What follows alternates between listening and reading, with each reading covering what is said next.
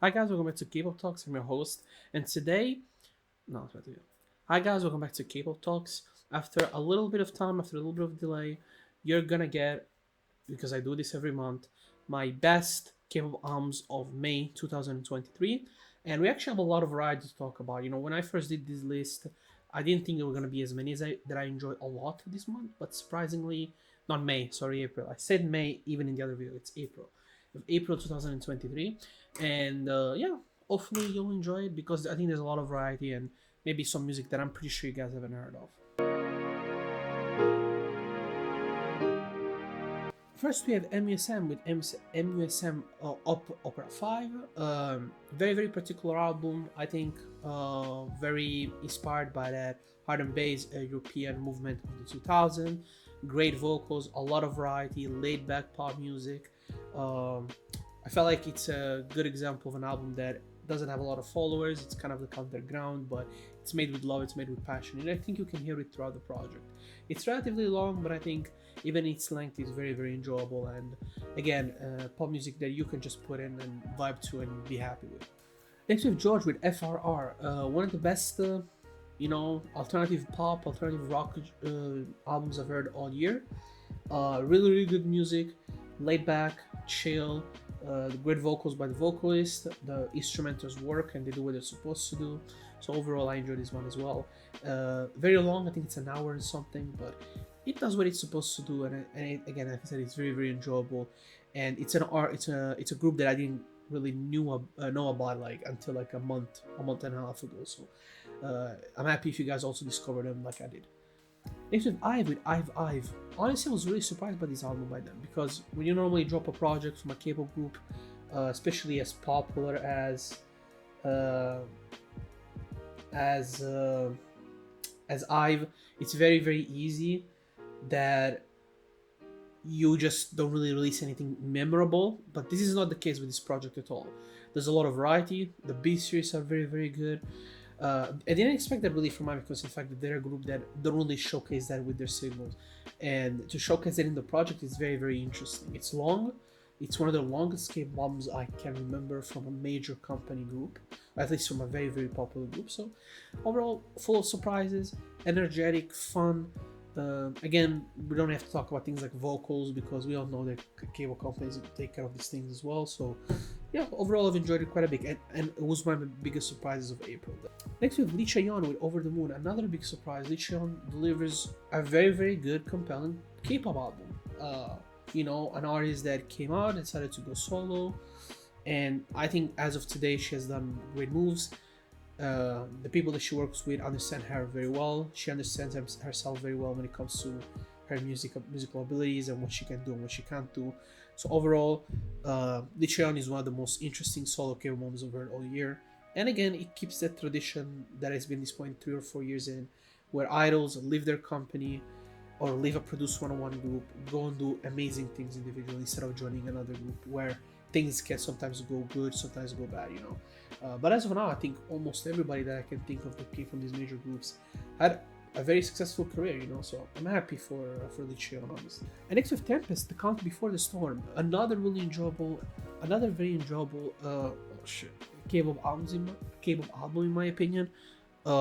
It's hard to really find a lot of good boy group stuff this year. I mean, it was even similar last year, in my opinion, but this year it definitely has gotten better, specifically in April and now partially May. So I've enjoyed it, and I think you'll enjoy it as well. I'm happy that Tempest is coming back and making really good music. Where I felt last year, even though they had a good debut, they immediately followed up with a very, I think, not good. And next we have Jeong, Archive of Emotions, another big surprise. Jeong at Slovely delivers one of the most fun, different, cool K-pop albums I've heard in a long time, and it's definitely not gonna get the traction that it deserves, but I've personally really loved it. And next we have Agust D with D-Day. This is the last, I'm pretty sure, album of the D/1 Day 1 Day 2 D-Day. It's a trilogy. It's the last one of Agust D's trilogy. Honestly, it's one of these projects that the more I listened to it, the more I enjoyed. Definitely, it's the more laid back, the more enjoyable, the less pretentious album that uh, what's his name, August delivered out of the trilogy. If the second one was definitely more was definitely charged with a lot of emotions, backstory about his friendships, his past life. This is just great K-pop mixed with hip hop. You know, like I said, there's a couple songs that just don't fit with the overall style of the album, but everything else it's enjoyable. Cool beats, definitely really good rapping by Suga as always. We know that, and on top of that, as the few features there is, they're all good. There isn't somebody that does bad on it, and the productions, even though they're not my cup of tea, at least showcase an idea for Suga to try different things. But as I said, and I repeated, the reason why I think the second one and even the first one I think are better is because they are straight up more hip hop. And in that genre, I think Suga in Korea, there isn't a lot of people that can do better than him, let alone around other K-pop rappers, idol rappers. I mean, like even just rappers in general. He is one of their better artists in that sense. But I understand you're underhyped, so you have obligations to your label and to the people that invest millions of dollars into you. Next of WOODZ with Oli. This was another surprise for me. WOODZ is an artist that I enjoy, can't say that I love, but this album made me a huge fan. Didn't expect it, maybe because I didn't listen to as much WOODZ until like 6 months ago, but yeah, I enjoyed it. Fun, bold, arrogant, cool. It has a lot of personality, and if you listen to his singles, that's not really showcased, so you could get really a bit deceived going into it expecting something and then getting something else, not in a negative manner, but I mean next we have Extraordinary Heroes with Deadlock. I decided to put this because I'm happy for them. They've had a huge, I think they've had a huge comeback. They had a huge upgrading quality after their debut. I felt like they were gonna be another Joe somewhat failed rock project, because that's what he kind of was day 6. Like they never really put the money in the investment, the interest behind it. They did everything on their own, so kudos to the guys from the 6 because they were able to pretty much reach all that pretty much by themselves. But Extraordinary from then went to do good music, and I think this album, even though majority of it is singles, not majority, but I think half if not more of more than that are like singles that they did released since their debut. This is a really quality project, and I think if you're like me, somebody that has grew on them and enjoyed it, you will enjoy this album as well. And the few things that are new here, they're fun. They are doing a great job also of fusion pop and rock in a way that it's enjoyable and different and actually sounds good. Next we have a trio, what do you call it, like collaboration album between Leelamarz, Street Baby, and SW Yoon with DAYDATE. Now this album came out in March if I'm not mistaken, but I've heard it a week ago. No, not a week ago, a week ago, 10 days ago. I really was impressed, so I decided to put it in here. One of the best able projects I've heard in a long time. Great beats. Maybe the best trap album of the last 2 or 3 years. There's 3 or 4 other projects that would love to negate this thing that I just said, but overall I thought this album was fun. The beats were really cool, and everybody who was involved in this project did an amazing job. And next we have another rapper, Owen, with Love Is. Small, short, intimate project by Owen that does a lot of introspection on himself, his career, his regrets, his difficulties, and starting back from scratch.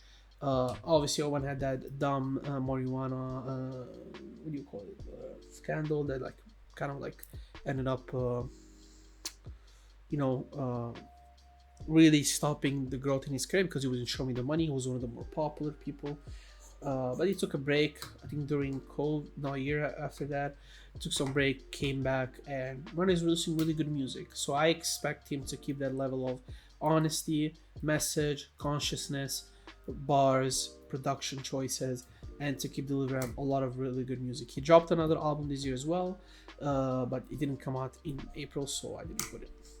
I next have BLOO with Fox in the City, one of artists I didn't know even existed. BLOO released, in my opinion, one of the most fun, different, and bold pop projects in some time.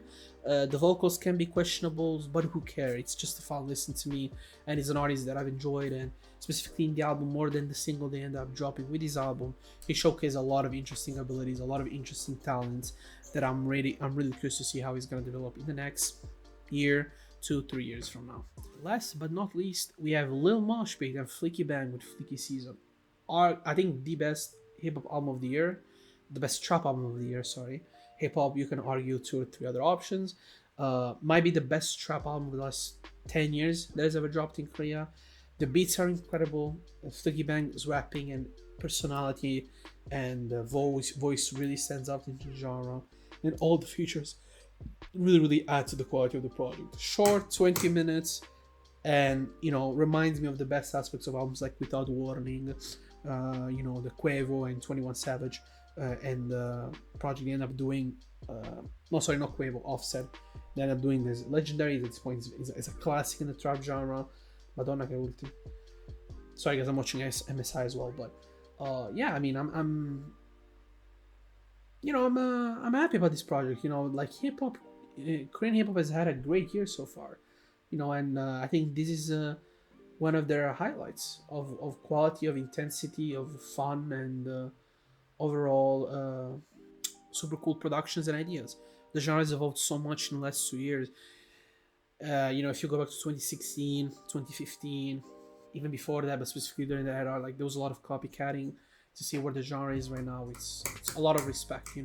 Even I said this multiple, even the DNA song they released originally, which had like 40-50 million views, if I'm not mistaken, had 40 million views, and I'm getting cast because people are saying it's like cultural appropriation or some stupid shit like that.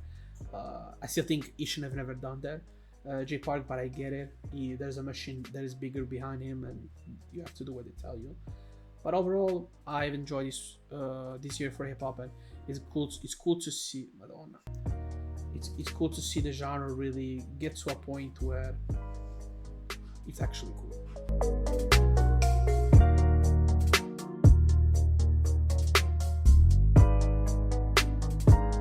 And this was it for the best albums of April 2023. Overall, I felt like it was a very enjoyable month for me. Like a lot of really good quality, a lot of variety. A lot of the times in the genre specifically, you're gonna have moments where it gets really bad, and I felt like that it was the case specifically from 2018 to 2020. The quality was not there overall, but 2021 was a better year. 2022 was a good year. It was a great year, in fact, I think, for the genre as a whole. And I think after a rocky start, we're getting really quality music throughout the weeks, throughout the days, from a lot of different type of artists. So hopefully you'll enjoy it as well. And this was my list for the best K-pop albums of April 2023.